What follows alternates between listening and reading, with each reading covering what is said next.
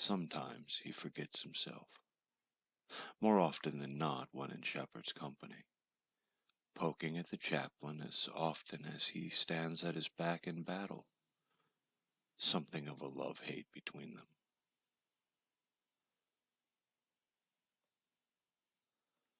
Lothbrok, a stalwart pagan true to the Norse blood as any modern man could be.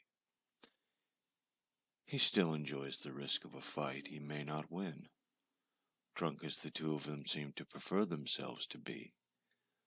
He holds his own against the calloused, war-worn fists of Shepard. Sober, however, Shepard is less inclined to use his fists when a threat is made, preferring the shotgun or the massive hammer to deal with the issue. While he is not a coward, Lothbrok has no intention of being leveled at close range by either one. So when the Irish giant's features darken, the man of the Norse knows well enough to step back.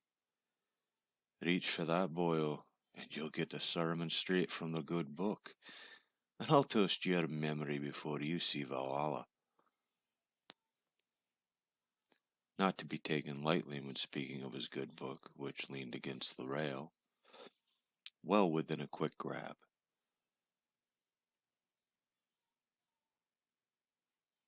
I prefer the company of your iron stomach for the drink, though it might do you good to have this shite hair out of your head. Shepard adds before taking Lothbrok by his large-gauge earring piercing. The tall man's finger easily fitting the hole, he twists and pulls the Viking's face toward the scenery. Forgetting how fast the elder could be, Lothbrok nearly shrieks as he feels the cartilage pull near to breaking. "Fuck!" is all Lothbrok could say, feeling like a child in the current grip, for a moment flailing his arms as if he was a child. With a full view of the smarmy smirk on Shepard's face out of the corner of an eye. A long, loud growl emanating from him. Ice and rain mixed.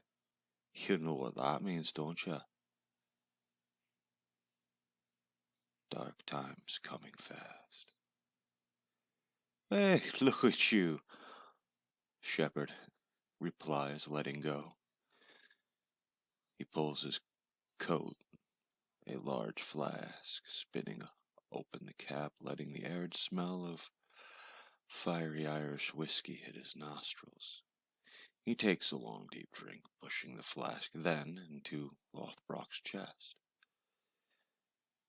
Now I may love the bottle, and I may curse me fellow man, and I may sin against his name. I have more faith in the angels themselves, and if they are real, if Olympus steps fast beneath our feet, then your gods in the halls must be there too.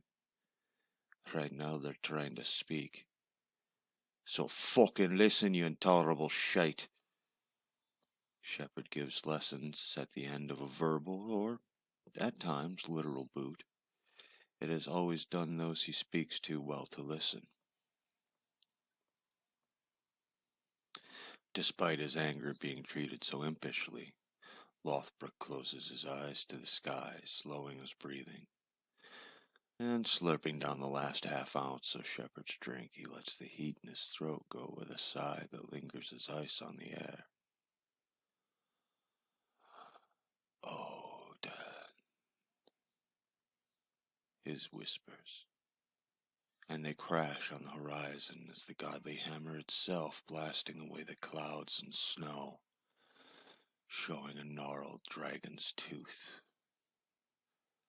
Solid ice that reaches in jagged points towards the mountain. He opens his eyes to the sight of mist being shot from heavy, wide nostrils of the blue-skinned, gluttonous giants that march with club and spear towards them.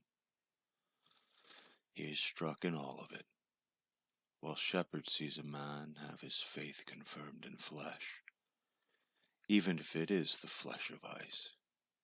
Jotun, Lothbrok says. He knows his epic songs, his mighty poems and the tales of the Jotun, Those things of rage and war come now. While his own song has yet to be written, his concern goes to those who cannot fight. So he begins to yell, being stopped by Shepherd. We don't need the others, lad. You give praise to Thor, and I'll give them a piece of me mind. The stronger we are in faith, the faster they meet a bitter end. Serve your gods, and we can make it a cold day in hell when these pagan shite birds land. Shepherd picks up his shotgun and hammer. Lothbrok drops his fur wrap to the floor, drawing his axe, and he howls into the wind, his eyes turning black and his teeth jagged.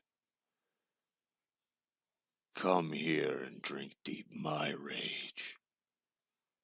His voice less human, but understandable.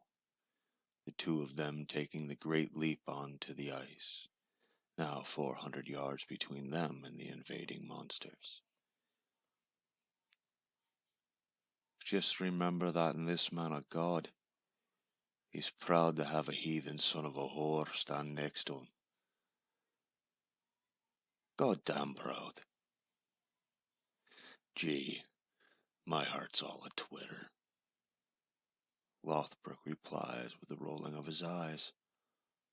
While there may be sentiment with true sincerity in the statement, it was still as backhanded as they come.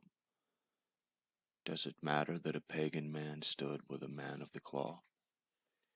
If the gods of the high halls are watching, ready to test the mettle of a Norseman, in the fading mind of Lothbrok it did not. All that mattered in the moment is the man who stands beside him is his brother, and he will be his keeper. He would shed his blood with him, and even in the throes of unbridled fury let his heart be ripped from his chest if it meant his brother would suffer not. Shepherd, with his casual stride, does not look to his compatriot. He instead whispers to the sky-born chasm below. Lord Father, say your servant, take not the lives behind us, but let us in our wisdom divines give our lives for them, for they ask not for saving, but for your eye to find me worthy, my God. A snap of the coldest sort, and a wicked gale that crosses the bridge of ice rakes its nails at their faces. The sky above is a purple black, the stars seem all around, mixing with the whirlwind of snow, setting them in the middle of a cosmic globe, bathing them in shades of ice. A strange peace upon Shepherd's face as he breathes in the crisp, clean air while the mighty Jotun howl, their blubberous stomachs rumbling and shake with the might of each footstep in a heavy march. The man of faith takes stock of his ammunition before pumping a shell into the chamber. Pistol grip in hand, the shaft of his hammer in the other. He is stoic, standing next to the heaving Lothbrok, who grips his axe with both hands, growling and spitting saliva from between his teeth. Shepherd allows the horde to close the distance between them. He has the wisdom of patience, whatever good that may carry with it. Lothbrok has no wisdom.